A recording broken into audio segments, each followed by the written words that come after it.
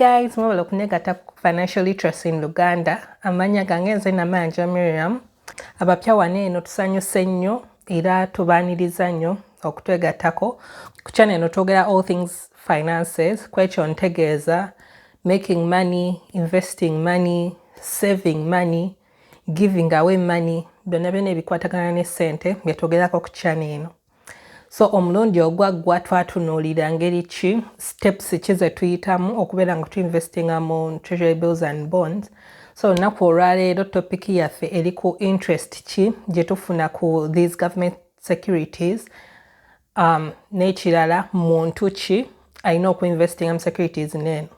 Nga bwe tweyongera mu investment series yaffe tujja kulaba mbu si buli kimu mbu olina okukiteekamu ssente. So nja kulaba nga nsharinga reasons ki ze wandiconsidering nga tonaba ku investinga mu kintu kimu oba ekirala. So yeah, let's get started. So mu kusooka kwa byonna interest gye tufuna ku bonds yo sinzibwa okutegeera kubanga most of the time bagisettinga mu percentages 14%, 11% nga bwe nakulaga ku auction calendar. Yo interest ebeera predetermined before nga tebanaba ku issuing instruments zinene. So eyo yo nyanga okutegeera agenda okuinvestinga mu bonds obeera omanyi interest gy'ogenda okufuna for a specified period of time. Obuzibu businga kuviira ddala ku treasury bills kubanga zo pricing yazo gye batera okupublishinga teri mu percentage form. So abantu abamu ebakalubiriza okuinterpretinga. So ekyo kye ngenda okusooka okutunuulira. Kati waliwo eno document gye ngenda okusharinga naawe. So eno nga buli we wabeerawo auction nagamba muno investments mu government securities zibeera governed by the auction calendar. So olunaku lwa auction nga lutuuse lulina okuinvestingako mu zino securities. Central Bank, which is Bank of Uganda, egenda kufulumya this press release. Batera ogiteeka amawulire but previously bali batera okugiteeka ne mu on their social media sites. So auction release eno ebeerako, I'm talking about treasury bills. So I've got this one that I could land on easily. Earlier August 2020. So egenda kulaga the different maturities eza treasury bills. Nakugamba muno waliwo ziri just 3 categories: 91 days, 182 days ne 364 days. So mweno release bakulaga maturity dates eza instruments zineno. So eno yali egenda kutandika ku 13th August nga zigenda kumaturinga. Ya 91 ngegenda maturinga 12th November. Ya 182 days yali ya 11th Feb n'okweyongerayo. So njagala olabe pricing gye njogerako. Pricing etandikira ddala bwe wolaba cut off price ne discount rate ne money market yield ne effective yield. So securities neno oba ngambe treasury bills eno cut off price yesinga okuconfusing abantu, like tebamanyi ngeri ki ey'okuginterpretingamu n'engeri ki making that cut off price okufuuka percentage. Kubanga waneno wobeera comparing different investments zofuna, like interest gy'ofuna, most of the times zisinga zibeera mu percentage terms. So tekibeera kyangu okugamba oko ina eno instrument ya 91 days ofunako 97.964 ate endala olina 14%. So that comparison yereetawo obuzibu. Kati ngenda kulaga ngeri ki bw'otaaninga this price into a percentage kikwanguyire okuinterpretinga bulungi interest gy'obeera ogenda okufuna. So waneno nziguddewo spreadsheet gye tugenda okukozesa nkulaga engeri y'okucomputingamu. Increase the size. So ngenda kozesa example nga so since okuinvestinga mu treasury bills batandika ne minimum amount ye $10,000 gye ngenda okozesa mwene example yaffe. So tutandikewo eno ngenda giyita investment amount.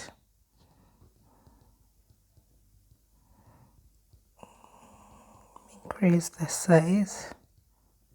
So ngenda kutandika ne investment amount yaffe $10,000. Then tulabye mbuno ngenda kwashuminga the 91-day bill price yayo gye tulabye. So ku auction calendar kwaddeko price ya 97.964. So bw'owabeerawo price eyo obeera ogamba ekyo kitegeeza ngenda kufuna interest ya sente mmeka, ekyo kyo tutunuulira. So okumanya, first of all, bw'obeera ogenda ku investing emitwalo 10 tekitegeeza mbu ezo ze ssente z'ogenda okulaba nga ziva ku akaunti yo. So jjukira mbu nno ku government securities to investinga mu multiples of mitwalo 10. So tosobola kuva eri n'ogamba muno ogenda ku investinga mitwalo 10 mu 1,000, mitwalo 10 mu 2,000, beera mitwalo 10, 20, 30, 40 bwe batyo. That is what we mean by multiples of mitwalo 10. So mu example yaffe tulaba mbu nno twagala ku investinga emitwalo 10. Wabula ezo si ze sente zigenda okuva ku akaunti yo nga bwe nkulaga wano eno. Kati ogamba sente ki actually zigenda okuva ku account. Okumanya sente zigenda okuva ku account ozibala bwe bati. Ofuna eno price gye babeera bakuwadde gye tulaba mu cell B3. Ogamba that price. Eyo price dividing mu emitwalo 10. Figure gy'ofunye ogimultiplying n'emitwalo 10. So obeera oyagala ku investinga emitwalo 20, you multiply with mitwalo 20 like that. So ku account yo actually tekugenda kuvaako mitwalo 10. Obabeera investment date ye yetuuse kugenda kuvaako emitwalo 97 mu 964. Ekyo kiki ekitegeeza mbu nno gavumenti egambye mpa emitwalo 97 nze owayitawo ennaku 91, owayitawo ennaku 91 nze ngenda kuwaamu emitwalo 10. Ekyo kye kitegeeza. But remember ku instruments zino eno kuliko omusolo, kuliko tax. So interest gy'ofuna tugibala tutya. Interest ye difference eri wakati wa sente zino eno z'oyagala okuinvestinga ne zino eno sente ezigenda okuva ku akaunti yo.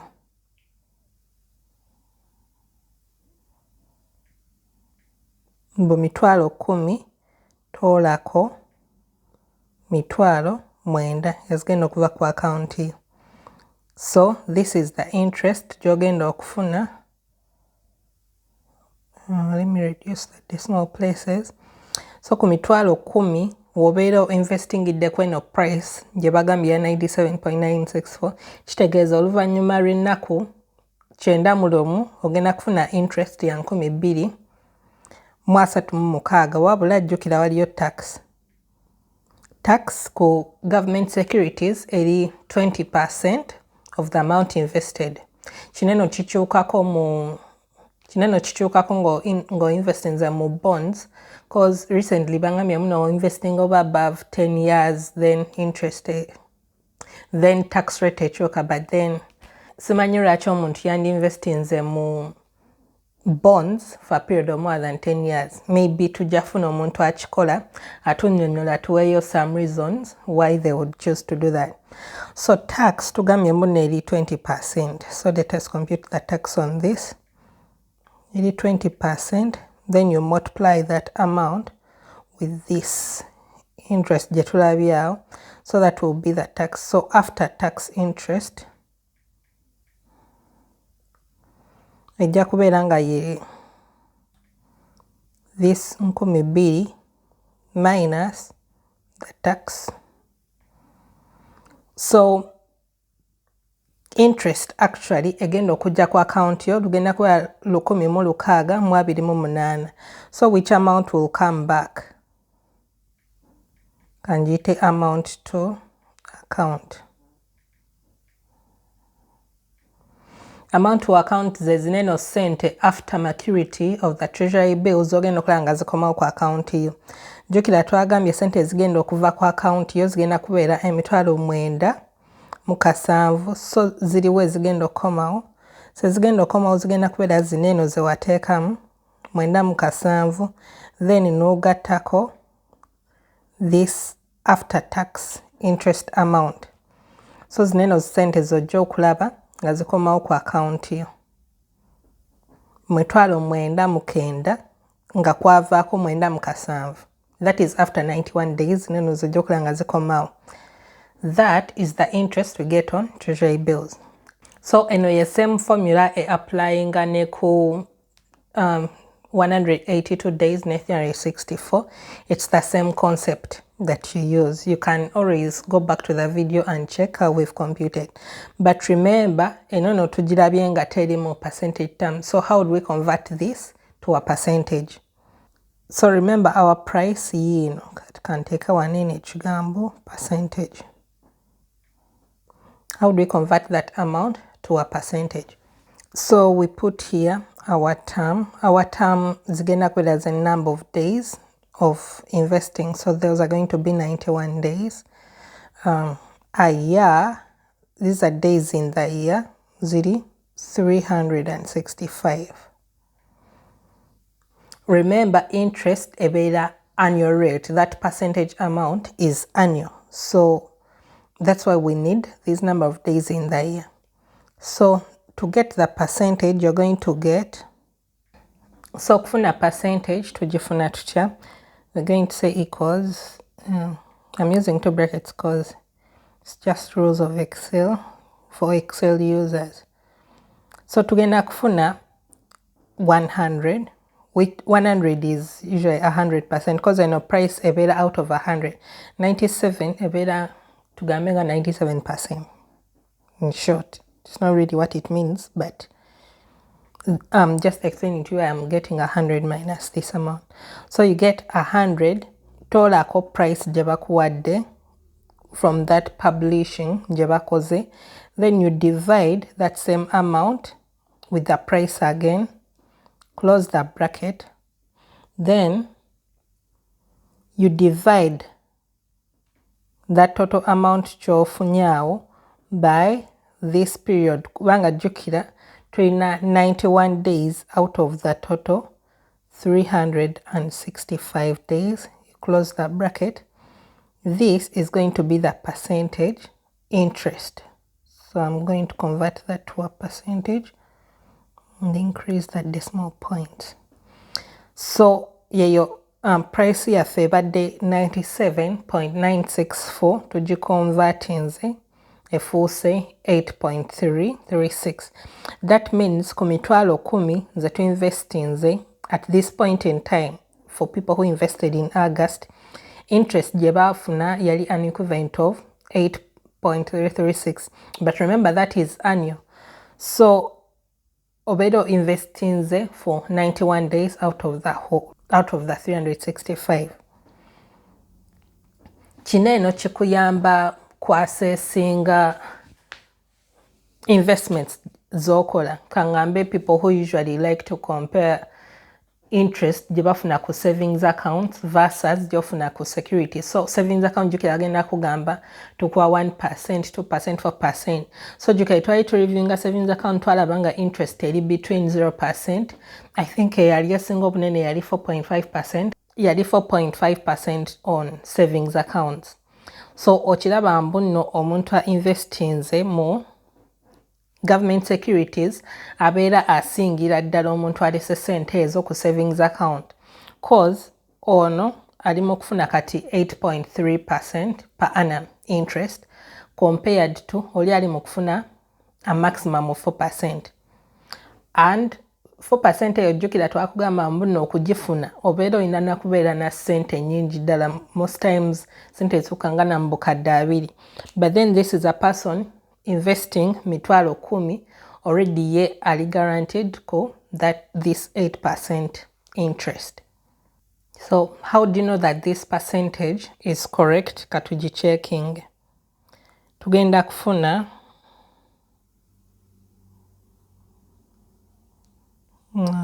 go back to our numeric tab.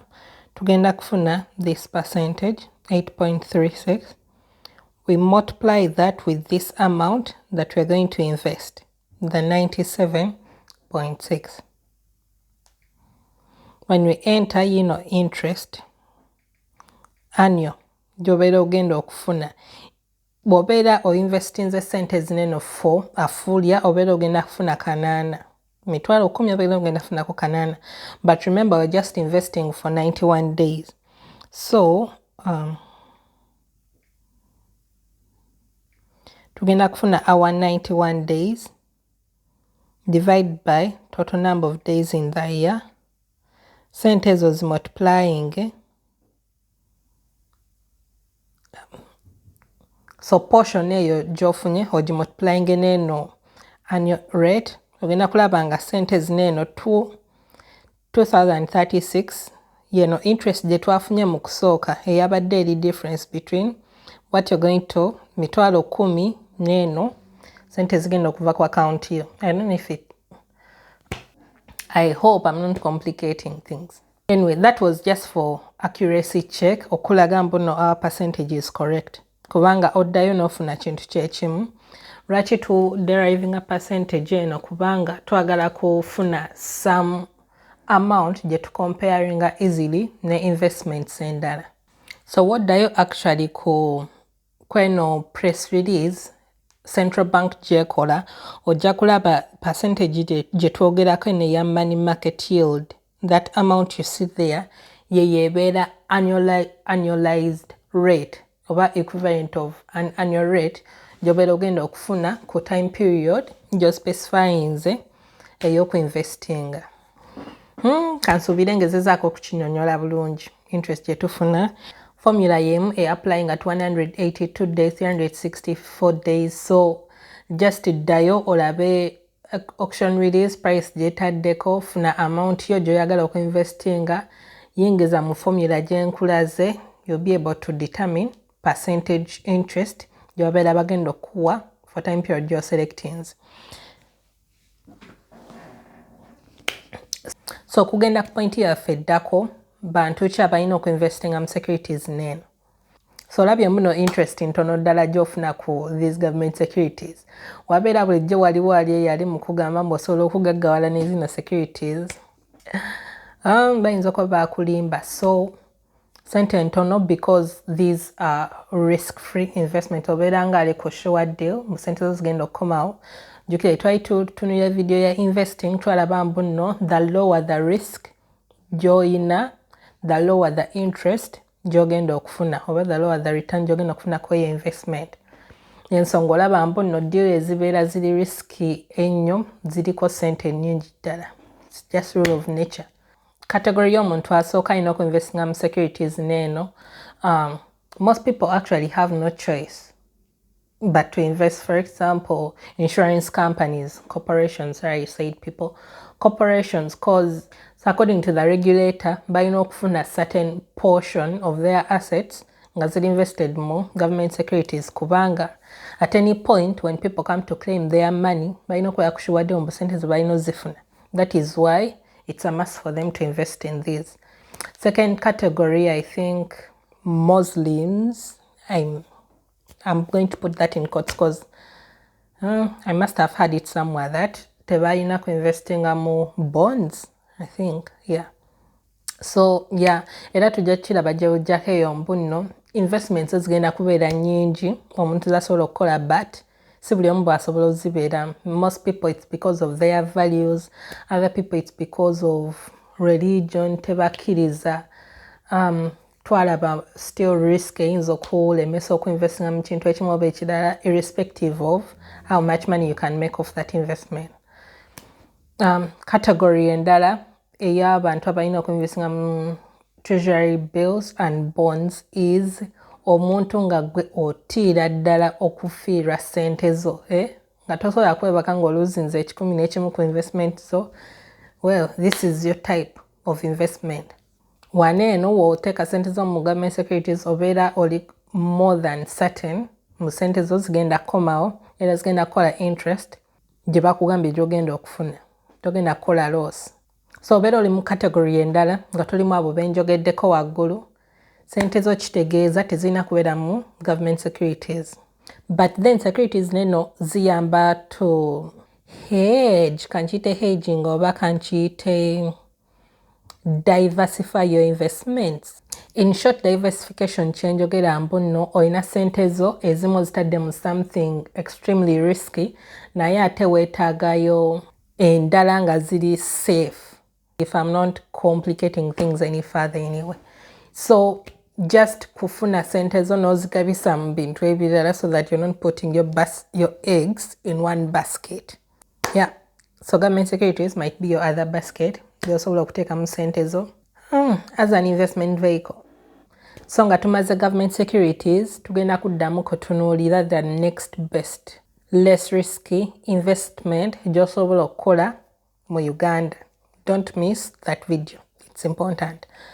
So, naye nga sinnatunuulira that other investment omuntu gy'asobola okukola, ngenda kusooka nziremu ebibuuzo byonna bye mumbuuziza through the comments. So those are the next videos I'm going to be doing. Thank you very much for asking, guys. I like the comments. I like the questions that are coming through. Yeah, thanks for watching and see you in the next video. Bye-bye.